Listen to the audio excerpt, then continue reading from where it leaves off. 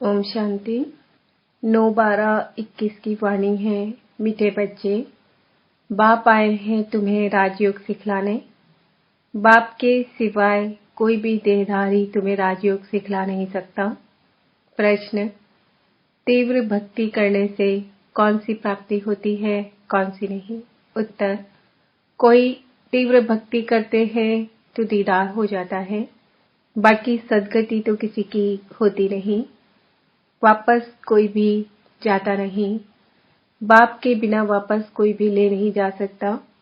तुम इस बने बनाए ड्रामा को जानते हो। तुम्हें आत्मा का यथार्थ ज्ञान है। आत्मा ही स्वर्गवासी और नर्कवासी बनती है। ओम शांति। रूहानी बच्चों प्रति रूहानी बाप ने ओम शांति का अर्थ भी समझाया है।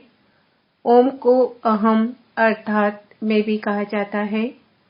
मैं, आत्मा, मेरा शरीर, दो चीजें हैं। यह आत्मा ने कहा ओम शांति अर्थात शांति मेरा स्वधर्म है। आत्मा का निवास स्थान है शांति धाम अथवा परम धाम। वह है निराकारी दुनिया, यह है साकारी मनुष्यों की दुनिया। मनुष्य में आत्मा है और यह शरीर 5 तत्वों का बना हुआ है।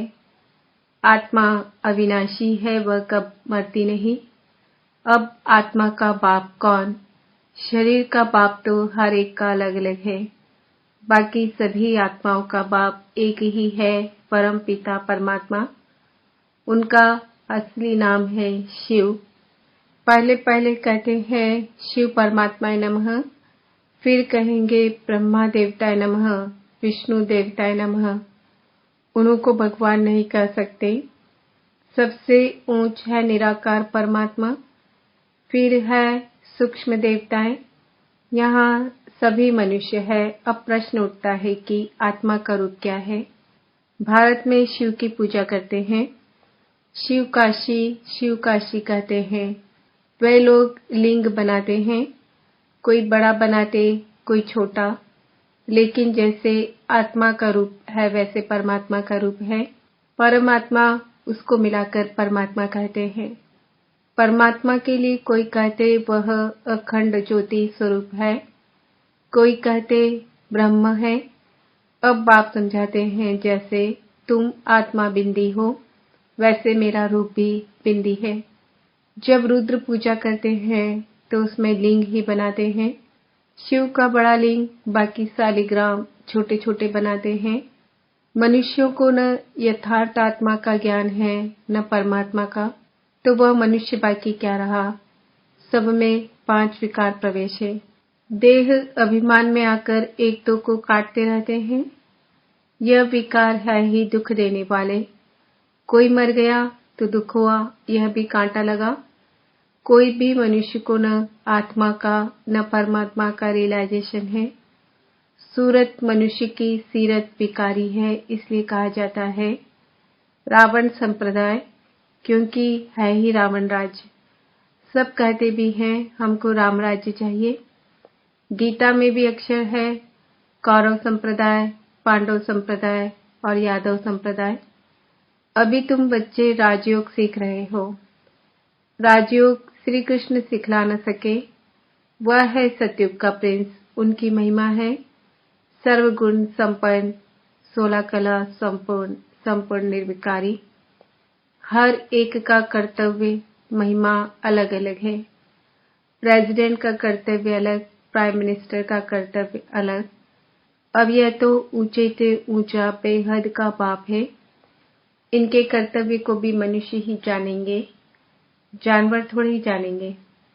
मनुष्य जब तमो प्रधान बन जाते हैं तो एक दो को गाली देते हैं। यह है ही पुरानी दुनिया, कलयुग। इसको नर्क कहा जाता है, विशेष वर्ल्ड कहा जाता है। सतयुग को वॉइसलेस वर्ल्ड कहा जाता है। आत्मा इन ऑर्गन्स द्वारा कहती है हमको राम राज्य चाहिए। है पतित पावन, आप आकर पावन बनाओ, शांति धाम सुख धाम में ले जाओ। बाप समझाते हैं दुख सुख का खेल बना हुआ है। माया ते हारे हार, माया ते जीते जीत। जिसकी पूजा करते हैं उनके ऑक्यूपेशन को बिल्कुल ही नहीं जानते हैं। इसको कहा जाता है अंधश्रद्धा अथवा गुड़ियों की पूजा। जैसे बच्चे गुड़िया बनाकर खेल पाल कर फिर तोड़ देते हैं। शिव परमात्मा नमः कहते हैं, परंतु अर्थ नहीं जानते। शिव तो है ऊंचे ते ऊंचा बाप। ब्रह्मा को भी प्रजापिता कहते हैं। प्रजा माना ही मनुष्य स्त्री। शिव है आत्माओं का बाप। सभी को दो बाप है, परंतु सभी आत्माओं का बाप शिव है। उनको दुखहर्ता सुखकर्ता कहा जाता है, कल्याणकारी भी कहते हैं। देवताओं की फिर महिमा गाते हैं, आप सर्वगुण संपन्न। हम नीच पापी, हमारे में कोई गुण नहीं, बिल्कुल तुच्छ बुद्धि है। देवताएं स्वच्छ बुद्धि थे। यहाँ है सब विकारी पतित, इसलिए गुरु करते हैं। गुरु वह जो सद्गति करे। गुरु किया ही जाता है वानप्रस्थ में। कहते हैं हम भगवान के पास जाना चाहते हैं। सतयुग में वानप्रस्थ अवस्था कहते नहीं हैं। वहाँ यह मालूम रहता है कि हमको एक शरीर छोड़ दूसरा लेना है। यहाँ मनुष्य गुरु करते हैं मुक्ति में जाने के लिए, परंतु जाता कोई भी नहीं है। यह गुरु लोग सब भक्ति मार्ग के हैं। शास्त्र भी सभी भक्ति मार्ग के हैं। यह बाप समझाते हैं, बाप एक ही है, वही भगवान है। मनुष्य को भगवान कैसे कह सकते? यहाँ तो सभी को भगवान कहते रहते हैं। साईं बाबा भी भगवान, हम भी भगवान, तुम भी भगवान। पत्थर पित्तर सब में भगवान, तो पत्थर बुद्धि ठहरे ना। तुम भी पहले पत्थर बुद्धि नरकवासी थे, अभी तुम हो संगम युगी। महिमा सारी संगम युग की है। पुरुषोत्तम मास मनाते हैं ना, परंतु उसमें कोई उत्तम पुरुष बनते नहीं। तुम अभी मनुष्य से देवता कितने उत्तम पुरुष बनते हो। बाप कहते हैं, मैं कल्प के संगम युग के भारत को पुरुषोत्तम बनाने आता हूँ। तो यह भी बच्चों को समझाया है, जैसे आत्मा बिंदी वैसे परम पिता परमात्मा भी बिंदी है। कहते हैं भ्रकुटी के बीच में चमकता है अजब सितारा। आत्मा सूक्ष्म है, उनको बुद्धि से जाना जाता है।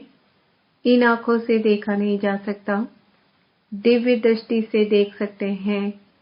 समझो कोई तीव्र भक्ति करते हैं, उससे दीदार होता है, परंतु उनसे मिला क्या? कुछ नहीं। दीदार से सद्गति तो हो ना सके। सद्गति दाता दुख हरता सुख करता तो एक ही बाप है। यह दुनिया ही विकारी है। साक्षात्कार से कोई स्वर्ग में नहीं जाते। शिव की भक्ति की, दीदार हुआ, फिर क्या हुआ? वापिस तो बाप बिगर कोई ले नहीं जा सकते। यह है बना बनाया ड्रामा। कहते हैं बनी बनाई बन रही, अब कुछ बनना नहीं, परंतु अर्थ जरा भी नहीं जानते। आत्मा का भी ज्ञान नहीं है। वह तो कहते हैं हर एक आत्मा 84 लाख जन्म लेती है, उसमें एक मनुष्य जन्म दुर्लभ होता है, परंतु ऐसी कोई बात ही नहीं। मनुष्य का तो बड़ा पाठ चलता है। मनुष्य ही स्वर्गवासी और मनुष्य ही नरकवासी बनते हैं। भारत ही सबसे ऊंच खंड था। लक्ष्मी नारायण का राज्य था। वहां तो बहुत थोड़े मनुष्य थे। एक धर्म एक मत थी। भारत सारे विश्व का मालिक था और कोई धर्म नहीं था। यह है पढ़ाई। यह कौन पढ़ाता है? भगवान उवाच कि मैं तुमको इस राजयोग द्वारा राजाओं का भी राजा बनाता हूँ। भगवान ने किसको गीता सुनाई? गीता से फिर क्या हुआ? यह किसको मालूम नहीं है। गीता के बाद है महाभारत। गीता में राजयोग है। भगवान उवाच मामेकम याद करो तो तुम्हारे पाप भस्म होंगे। मन मना भव का अर्थ यह है कि पाप कहते हैं तुम जो सूर्यवंशी पूज्य थे, वह फिर पुजारी शूद्रवंशी बन गए हो। विराट रूप का अर्थ भी तुम बच्चे ही जानते हो। विराट रूप में जो दिखाते हैं उसमें ब्राह्मणों को गुम कर दिया है। ब्राह्मण तो बहुत गाए जाते हैं, प्रजापिता ब्रह्मा की संतान है ना। बाप ब्रह्मा द्वारा ही रचना रचते हैं, अडॉप्ट करते हैं। अब तुम हो उच्च ब्राह्मण, तुमको रचने वाला है ऊंचे ते ऊंचा भगवान, जो सबका बाप है। ब्रह्मा का भी वह बाप है, सारी रचना का वह बाप है। रचना हो गई सब ब्रदर्स, वर्षा बाप से मिलता है न कि भाई से। शिव जयंती भी मनाई जाती है। आज से 5000 वर्ष पहले ब्रह्मा तन में शिव बाबा आया था, देवी देवता धर्म स्थापन किया था। ब्राह्मणी राजयोग सीखे थे, वह तुम अब सीख रहे हो। भारत पहले शिवालय था, शिव बाबा ने शिवालय रचा और भारतवासी ही स्वर्ग में राज्य करते थे। अब कहाँ राज्य करते हैं? अब पतित दुनिया नरक है। यह कोई समस्या नहीं, तो हम नरकवासी हैं। कहते हैं फलाना मरा स्वर्गवासी हुआ, तो अपने को नरकवासी समझना चाहिए। बाप कहते हैं मैंने तुम बच्चों को स्वर्गवासी बनाया था, जिसको 5000 वर्ष हुए। पहले तुम बहुत साहूकार थे, सारे विश्व के मालिक थे, तो ऐसा जरूर गॉड ने ही बनाया होगा। भगवान उवाच, मैं तुमको राजाओं का राजा बनाता हूँ, तो जरूर राजा भी बनेंगे, तो प्रजा भी बनेंगे। आधा कल्प है दिन स्वर्ग, आधा कल्प है रात नर्क। अब ब्रह्मा तो एक बार आएगा ना। बाप है सबका रूहानी पंडा, वह सभी को वापस ले जाते हैं। वहां से फिर मृत्युलोक में नहीं आएंगे। अंधों की लाठी एक ही बाप है। बाप समझाते हैं बच्चे, इस रावण राज्य का विनाश होना है। यह वही महाभारत लड़ाई है। मनुष्य तो कुछ भी नहीं समझते। भारतवासी आपे ही पूज्य, आपे ही पुजारी बनते हैं। सीढ़ी उतरते उतरते वाम मार्ग में चले जाते हैं, तो पुजारी बन जाते हैं। पहले हम सब पूज्य सूर्यवंशी थे, फिर 2 कलाकम चंद्रवंशी हुए, फिर उतरते उतरते पुजारी बने हैं। पहले पहले पूजा होती है शिव की, उसको अव्यभिचारी पूजा कहा जाता है। अब बाप कहते हैं एक निराकार बाप को याद करो, और कोई भी देहधारी को याद नहीं करना है। बुलाते ही हैं कि है पतित पावन, आकर हमको पावन बनाओ। तो मेरे बिगैर और कोई कैसे पावन बना सकते हैं? सीढ़ी में दिखाया है कि कलयुग के अंत में क्या है। 5 तत्वों की भक्ति करते हैं, साधु सन्यासी ब्रह्म की साधना करते हैं। स्वर्ग में यह कोई भी होते नहीं। यह सारा ड्रामा भारत पर ही बना हुआ है। 84 जन्म लेंगे। यहाँ भक्ति मार्ग की कोई दंत कथाएं नहीं है, यह तो पढ़ाई है। यहाँ तो ये शिक्षा मिलती है कि एक बाप को याद करो। ब्रह्मा विष्णु शंकर को भी याद नहीं करना है, कोई भी देहधारी को याद नहीं करना है। तुम बच्चे भी कहते हो हमारा तो एक शिव बाबा, दूसरा न कोई। बाप भी कहते हैं बच्चे, गृहस्थ व्यवहार में रहते कमल फूल समान पवित्र बनो। पतित पावन मुझ एक बाप को ही कहते हैं, फिर मनुष्य गुरु कैसे बन सकते हैं? खुद ही वापस नहीं जा सकते, तोरों को कैसे ले जा सकते हैं? न कोई ज्योति ज्योत में समाते हैं। सब पाठ बजाने वाले यहाँ पुनर्जन्म में हैं। तुम सब हो सजनिया, एक साजन को याद करते हो, वह है रहमदिल लिबरेटर। यहाँ दुख है तभी तो उनको याद करते हैं। सत्युग में तो कोई भी याद नहीं करते। बाप कहते हैं हमारा पाठ ही संगम युग पर है, बाकी युगे युगे अक्षर रॉन्ग लिख दिया है। इस कल्याणकारी पुरुषोत्तम युग का किसको भी पता नहीं है। पहली मुख्य बात है बाप को जानना, नहीं तो बाप से वर्षा कैसे लेंगे? रचना से वर्षा मिल नहीं सकता। बाप ने ब्रह्मा द्वारा एडॉप्ट किया है। मनुष्य यह नहीं जानते कि इतनी बड़ी प्रजा कैसे पैदा की होगी। प्रजापिता है ना, सरस्वती माँ है या बेटी है, यह भी किसको पता नहीं है। माँ तो तुम्हारी गुप्त है। शिव बाबा ब्रह्मा द्वारा तुमको एडॉप्ट करते हैं। अब तुम हो राज ऋषि। ऋषि अक्षर पवित्रता की निशानी है। सन्यासी है हठ योगी, वह राजयोग सिखला न सके। गीता भी जो सुनाते हैं वह भक्ति मार्ग की है। कितनी गीताएं बना दी है, बाप कहते हैं। बच्चे, मैं संस्कृत में तो नहीं पढ़ाता हूँ, न श्लोक आदि की बात है। तुमको राजयोग आकर सिखलाता हूँ, जिस राजयोग से तुम पावन दुनिया के मालिक बन जाते हो। अच्छा, मीठे मीठे सिकिलदे बच्चों प्रति माता पिता बाप दादा का याद प्यार और गुड मॉर्निंग। रूहानी बाप की रूहानी बच्चों को नमस्ते। हम रूहानी बच्चों की रूहानी बाप दादा को याद प्यार गुड मॉर्निंग, नमस्ते नमस्ते नमस्ते। ओम शांति। धारणा के लिए मुख्य सार।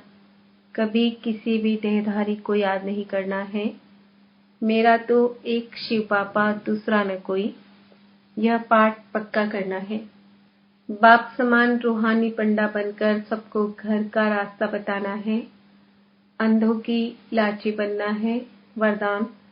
सदा बिजी रहने की विधि द्वारा व्यर्थ संकल्पों की कंप्लेन को समाप्त करने वाले संपूर्ण कर्मातीत भव। संपूर्ण कर्मातीत बनने में व्यर्थ संकल्पों के तूफान ही विघ्न डालते हैं। इस व्यर्थ संकल्पों की कंप्लेन को समाप्त करने के लिए अपने मन को हर समय बिजी रखो। समय की बुकिंग करने का तरीका सीखो। सारे दिन में मन को कहाँ कहाँ बिजी रखना है, यह प्रोग्राम बनाओ। रोज अपने मन को 4 बातों में बिजी कर दो। मिलन, रूह रिहान, वर्णन, सर्विस, मगन और लगन। इससे समय सफल हो जाएगा और व्यर्थ की कंप्लेन खत्म हो जाएगी। स्लोगन। सफलता को परमात्मा बर्थराइट समझने वाले ही सदा प्रसन्न चित रह सकते हैं। आज का स्वमान है, मैं आत्मा संपूर्ण कर्मातीत हूँ। ओम शांति।